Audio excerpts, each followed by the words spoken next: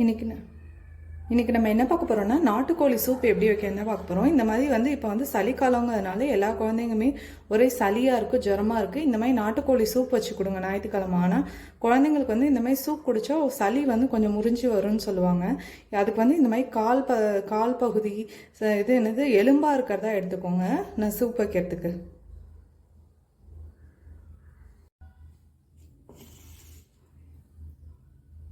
அதுக்கு ஃபஸ்ட்டு ஒரு mixie jar எடுத்துக்கலாம். மிக்சி ஜார் எடுத்துகிட்டு அதில் சின்ன வெங்காயம் சேர்த்துக்கலாம். எவ்வளோ சூப் பண்ணுறீங்களோ அவ்வளோ அளவுக்கு சின்ன வெங்காயம் எடுத்துக்கோங்க. அடுத்து வந்து அதுலேயே வந்து நான் ஒரு பெரிய சைஸ் தக்காளி ஒன்று சேர்த்துருக்கேன். நீங்களும் வந்து ஒரு பெரிய சைஸ் தக்காளி சேர்த்துக்கோங்க. நான் வந்து இப்போ வந்து ஒரு 3 பேர் குடிக்கிற மாதிரி சூப் வைக்கிறேன். அதனால தான் பீஸ் ஒரு நாட்டுக்கோழி வந்து ஒன்று முழுசாக தான் தருவாங்க. நான் வந்து அதில் எலும்பாக எடுத்து கொஞ்சம் எடுத்திருக்கேன். அதுலேயே வந்து வெள்ளைப்பூண்டு வந்து நான் மலைப்பூண்டுங்கிறதுனால கட் பண்ணி சேர்த்துருக்கேன். நான் வந்து ஒரு 5-6 பல்லு சேர்த்துருக்கேன்.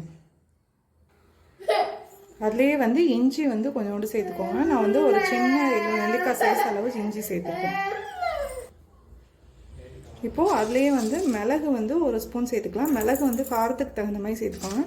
நான் குழந்தைங்க சாப்பிடுவாங்கன்னு 1 ஸ்பூன் தான் சேர்த்துருக்கேன். நீங்கள் பெரியவங்களாக இருந்தால் இன்னும் 2-3 ஸ்பூன் போட்டு எக்ஸ்ட்ரா கொஞ்சம் காரமாக சேர்த்துக்கோங்க. இப்போது அதுலேயே வந்து சீரகம் 1 ஸ்பூன் சேர்த்துக்கலாம். இப்போது இது எல்லாத்தையும் நல்லா மிக்சி ஜாரில் நைஸாக அரைச்சி எடுத்து வந்துக்கலாம். இப்போ வந்து மிக்சி ஜாரில் அரைச்சி எடுத்து வந்தது இதில் சேர்த்துக்கலாம். இந்த வெங்காயம் தக்காளியை நம்ம தட்டி கூட சேர்த்துக்கலாம். குழந்தைங்க வந்து இந்த வெங்காயம்லாம் தட்டி சேர்க்கும் போது அதை வந்து குடிக்க மாட்டாங்க நடுவில் வரும்போது. அதனால் நான் மிக்சி ஜாரில் நல்லா நைஸாக அரைச்சி சேர்த்துக்கிறேன்.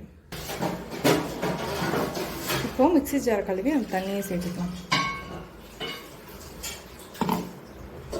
நான் 3 பேருக்கு சொன்னல அதுக்கு தகுந்த மாதிரி தண்ணி சேர்த்துக்கலாம்.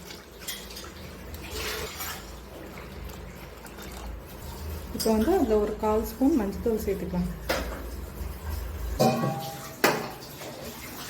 இப்போ ஸ்டவ் ஆன் பண்ணி குக்கரை வச்சுக்கலாம்.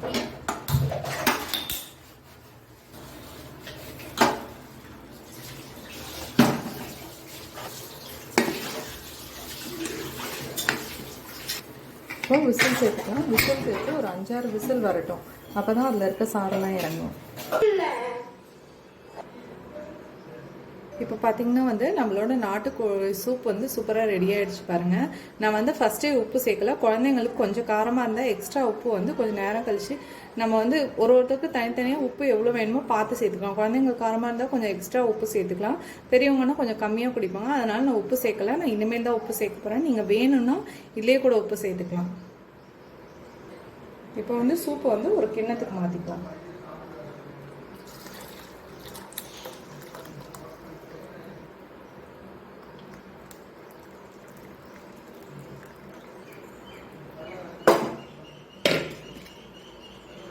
இப்போ பார்த்தீங்கன்னா வந்து இந்த ஸ்பீஸெல்லாம் வந்து தூக்கி போட்டுறாமல் நம்ம வந்து குழம்புக்கு யூஸ் பண்ணிக்கலாம். ஃபஸ்ட்டு நான் சூப் வச்சுருவேன், அப்புறம் தான் குழம்பு வைப்பேன். ஏன்னா வந்து இந்த பீஸ்லாம் நம்ம குழம்புல திரும்பவும் சேர்த்து குழம்புல போட்டுடலாம். அதனால நான் இன்னும் குழம்பு வைக்கல, ஃபஸ்ட்டு சூப் மட்டும் வச்சுடுவேன்.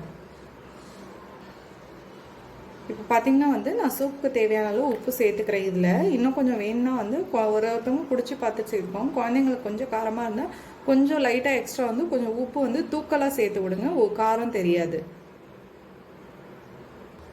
இப்போ வந்து உப்பு கரையிறதுக்காக இந்த மாதிரி கலக்கி விட்டுருங்க. ஆல்ரெடி வந்து ஹீட்டாக இருக்கும்போது நம்ம உப்பு சேர்க்கும் போது சால்ட் உப்புங்கிறதுனால டக்குனு கரைஞ்சிடும். எப்படி இருந்தாலும் இப்படி கிண்டி விட்டதுக்கப்புறம் கரண்டி எடுத்துட்டு ஒரு 2 நிமிஷம் கழித்து குழந்தைங்களுக்கு ஃபஸ்ட்டு பவுலில் சேர்த்துடுங்க. ஏன்னா வந்து அடியில் வந்து மிளகுத்தூள்லாம் இருக்கும், அது கொஞ்சம் காரமாக இருக்க மாதிரி இருக்கும். குழந்தைங்களுக்கு வந்து இப்படி மேலாப்பில் எடுத்து சேர்த்தோம்னா வந்து அது வந்து காரம் தெரியாது குழந்தைங்களுக்கு.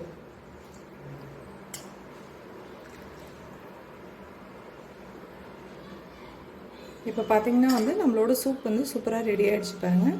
இதை வந்து நான் கொஞ்சம் டேஸ்ட் பண்ணி பார்த்தேன், அவ்வளோ சூப்பராக இருக்குது.